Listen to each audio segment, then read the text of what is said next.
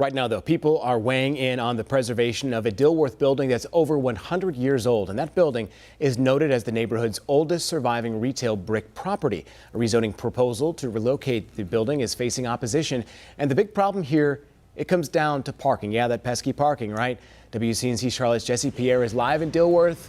Now with more, Jesse, we know how critical parking is there and in Uptown as well.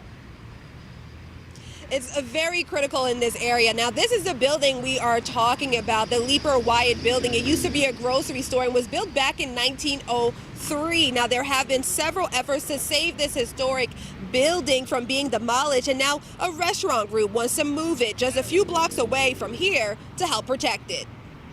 All into preservation and everything, especially for the next generation to remember it. This is the Leeper Wyatt Building, located right on South Boulevard in the busy neighborhood of Dilworth. Designated a local historic landmark 34 years ago.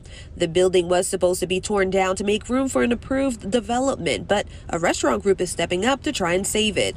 I think the building should be, if it can be preserved, I think that's part of our history of Charlotte. The Tony Dandel Brown Restaurant Group wants to move the building to an empty parking lot they own. They plan to build a restaurant nearby, just a few blocks away on Cleveland Avenue.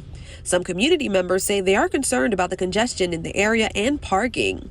Jamie Brown with the group says they secured a parking lease to help reduce impact during a rezoning meeting on Monday. My husband and I want to work with this community to move this landmark with as little impact on the neighborhood as possible. That's why we've secured this additional lease and tried to be very responsive with the DCA and their requests.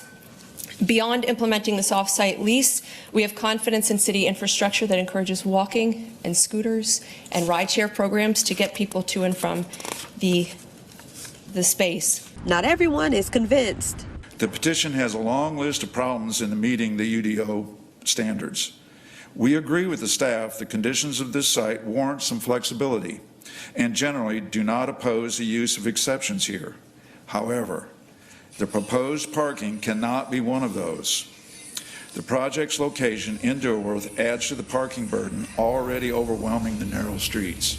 As the Dilworth neighborhood continues to grow, City Council member Dante Anderson says it is important to preserve its history while also being mindful of the present and future.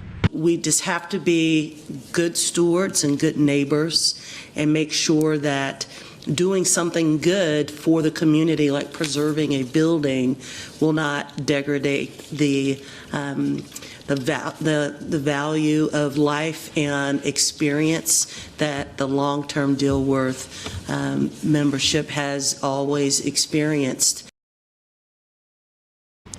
Now the project is expected to be back in front of the City Council in the coming months. Live in Dilworth, Jesse Pierre, WCNC Charlotte. Yeah, some critical pieces to get figured out, Jesse. We appreciate that report as well.